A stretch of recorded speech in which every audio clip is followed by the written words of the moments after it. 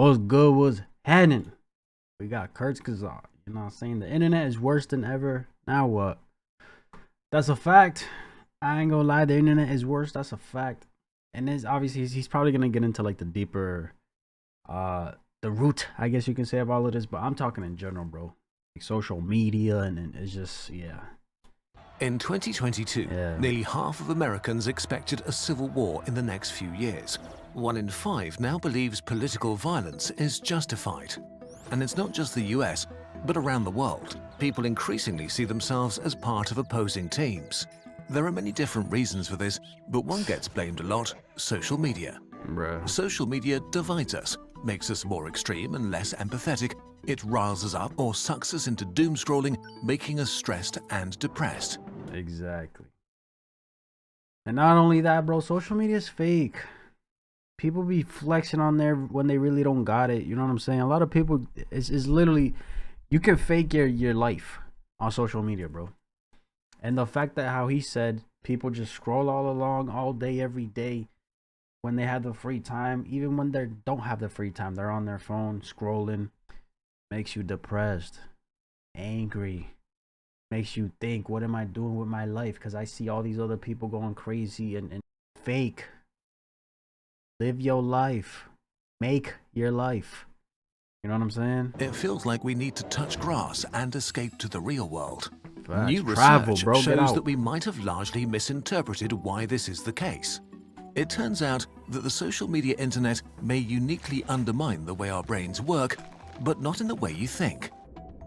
The myth of the filter bubble. You've probably heard about online filter bubbles. Algorithms give you exactly what you want or what they think you want. You only see information that shows you opinions that agree with yours, while dissenting opinions or information are filtered out. Since you only see content close to your worldview, more extreme and toxic opinions suddenly seem less extreme. You're trapped in a radicalizing filter bubble, and your view of the world becomes narrower and more extreme. But is that true? Extreme filter bubbles seem to be rather rare. Studies that investigated what people actually look at online or are shown by search engines found little evidence that you're ideologically isolated. It's the exact opposite. Online, you are constantly confronted with opinions and worldviews that are not your own. Yeah. It turns out, And I mean, that's a good thing, because then, you know, if you're open-minded, if you want, for you can kind of look at other people's perspectives, right? But like he said, like, you're looking at all these opinions, you don't even have your own. And when you don't have your own, now you start taking what you see. That's what I think too. I agree. Yeah, that's me right there. That opinion, yeah, well, I can relate. Why did it have to take what you saw or heard from somebody to be like, okay, I'll do that too. I believe that too. That's my opinion too. Why couldn't you form it yourself? You feel me? that the place where you are the most ideologically isolated is your real life, in the real world, with real people. Your real-world interactions with your friends, family, colleagues and neighbors are much less diverse than your online bubble. The filter bubble exists in your real life, not online. Okay, wait. Online filter bubbles have been the prevailing explanation as to why we've all started hating each other more over the last 2 decades. If that's not the case, shouldn't the internet open our minds and make us more empathetic with each other? Unfortunately, your brain is stupid. Your brain is stupid.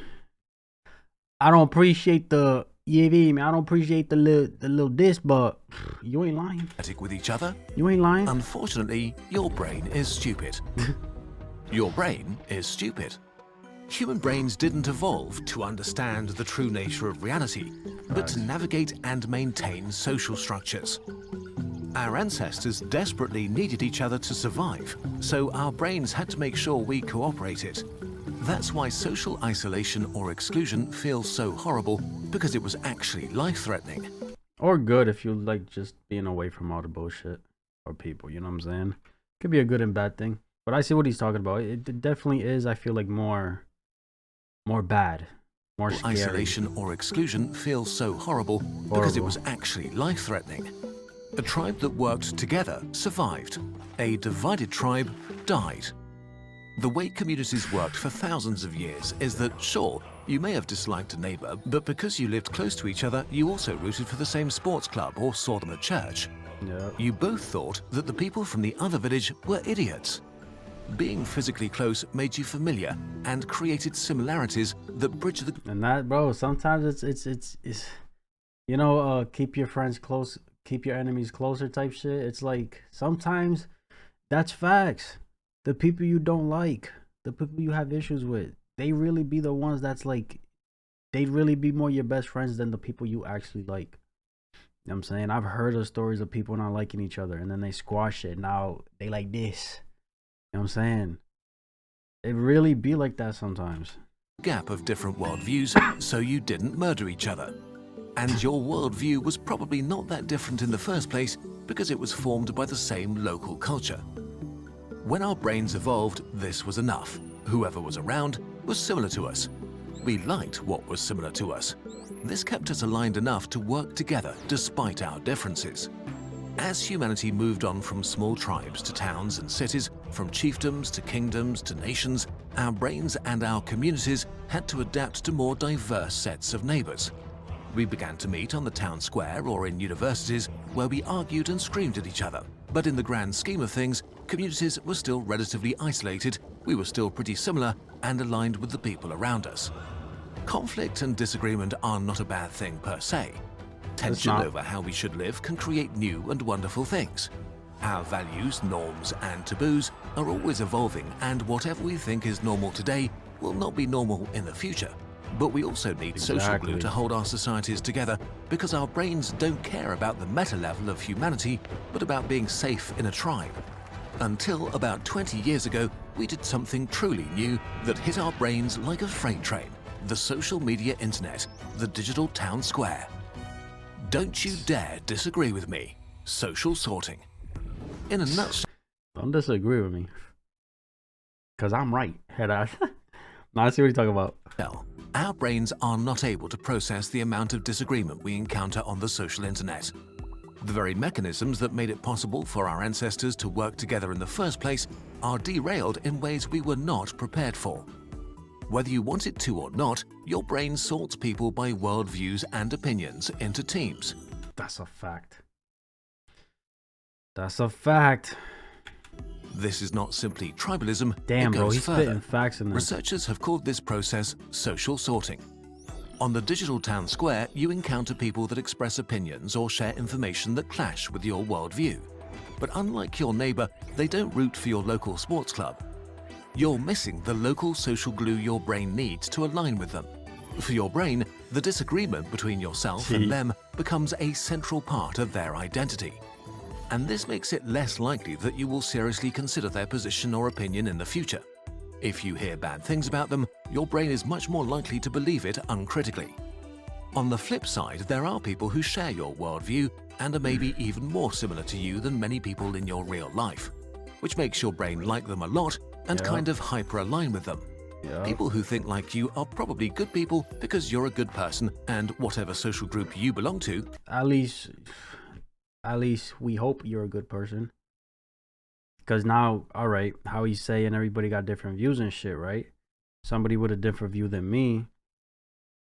Is, you know, there's a little disagreement there, but doesn't mean that they're a bad person, you know? But people tend to do that. They tend to correlate disagreement with pretty much not a good person, bad people. And it's like, no, bro, I don't agree with you. You good, I'm good, that's it.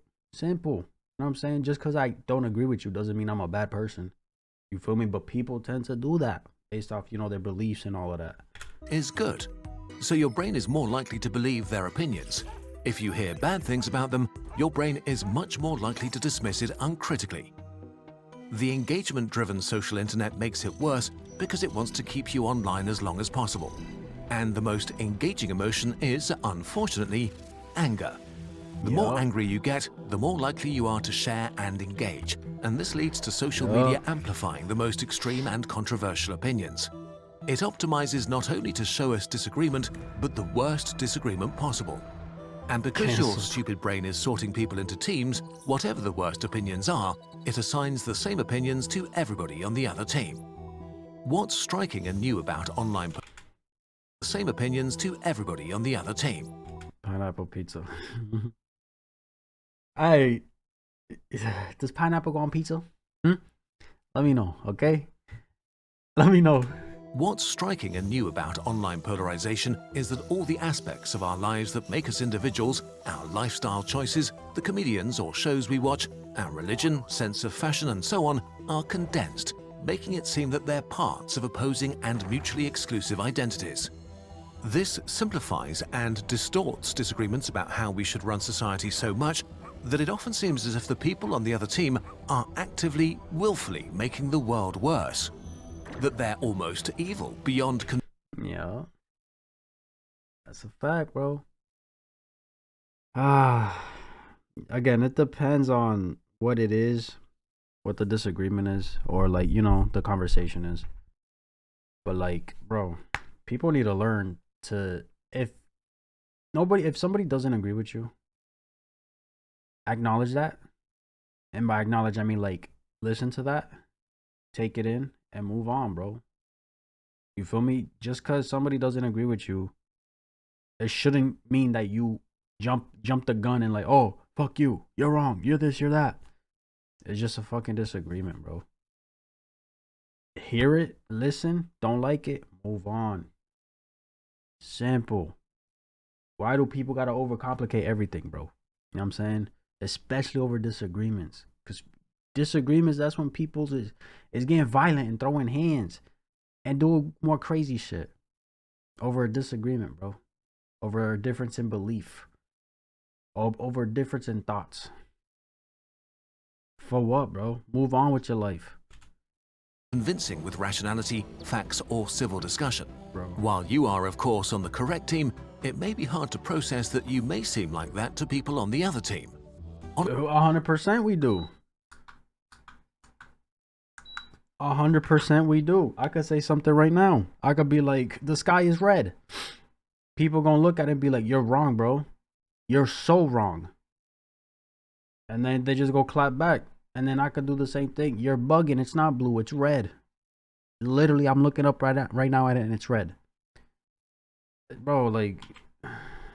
Team, it may be hard to process that you may seem like that to people on... Literally, bro. But people don't think this. People don't think this. You know what I'm saying?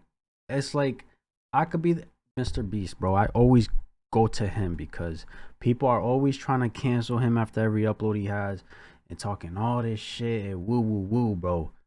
Mr. Beast does amazing things in this world, bro. He does amazing things.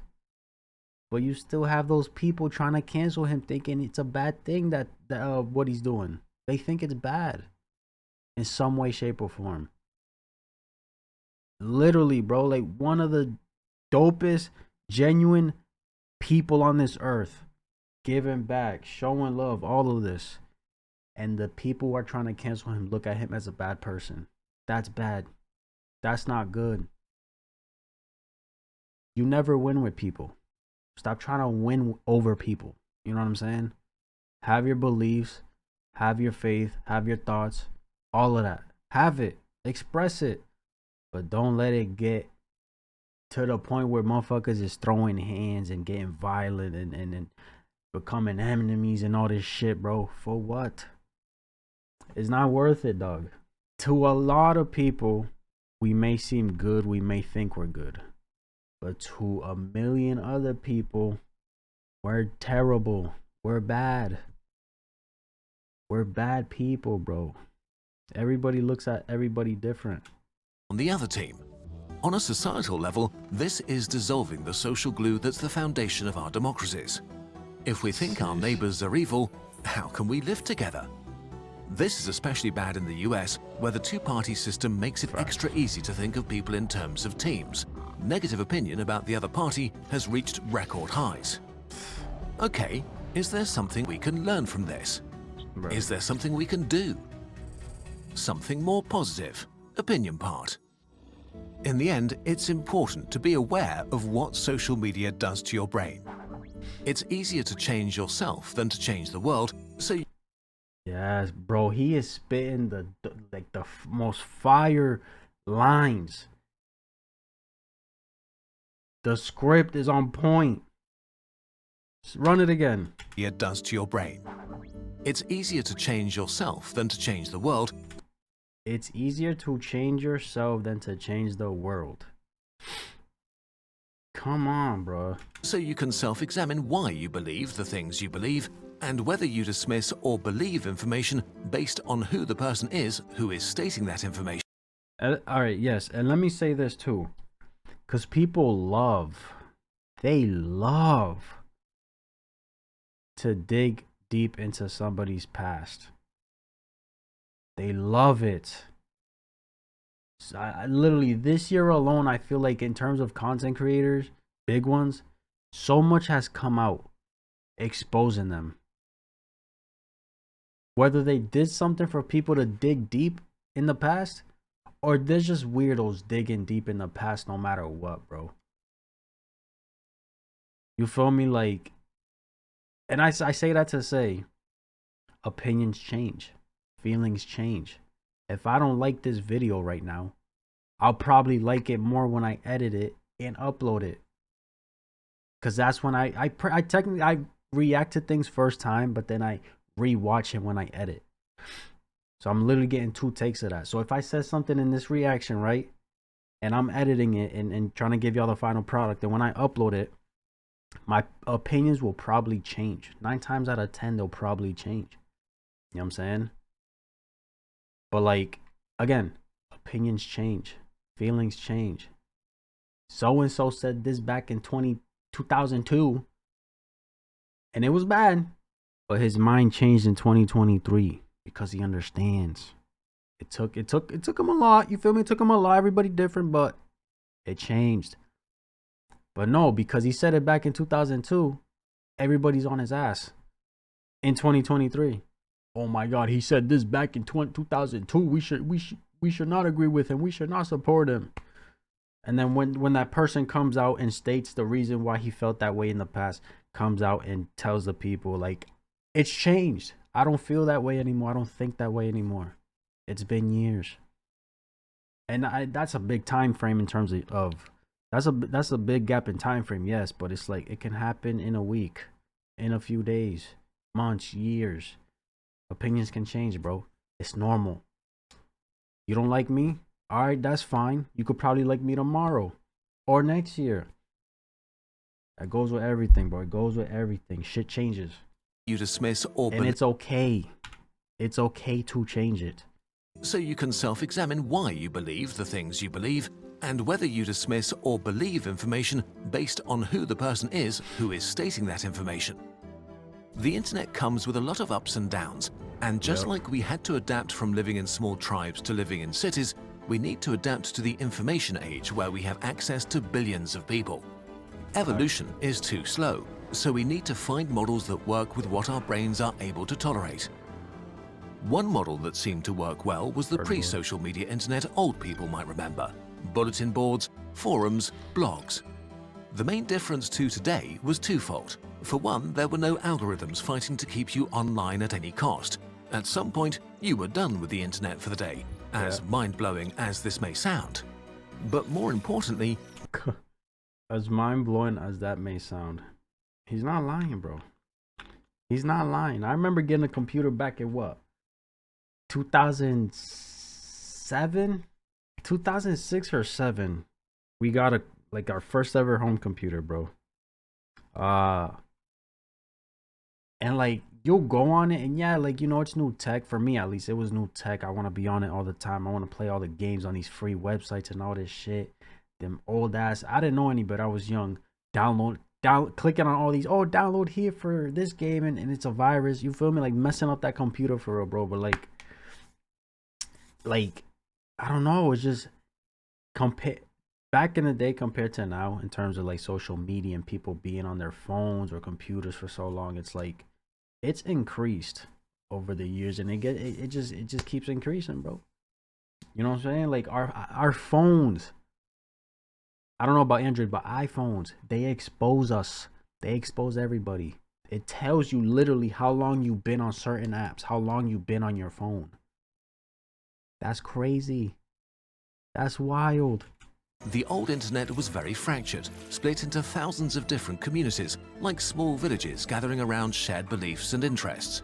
These villages were separated from each other by digital rivers or mountains.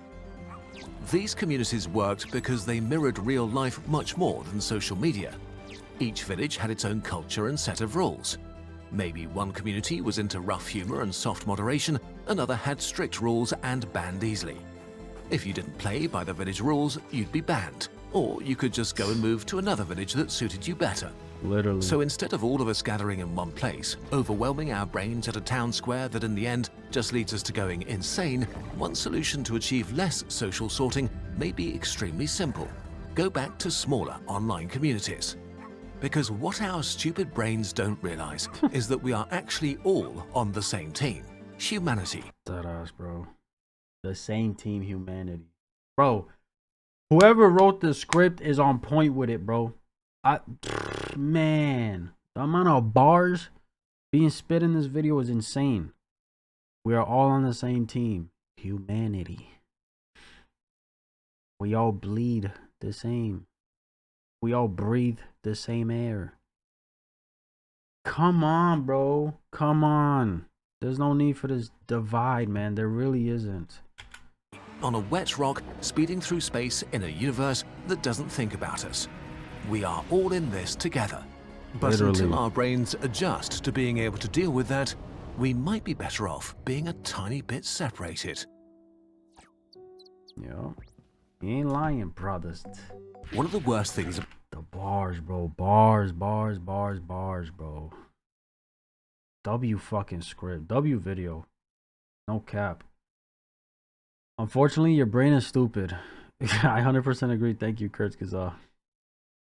Kurz constantly tackles pressing issues, and this video on the dark side of the internet is no exception. It's alarming how the tool meant for connection is facing such challenges. How can we as users contribute to a more positive online space? I don't know. I don't know, bro. Me, I feel like sometimes I find myself on my phone too much.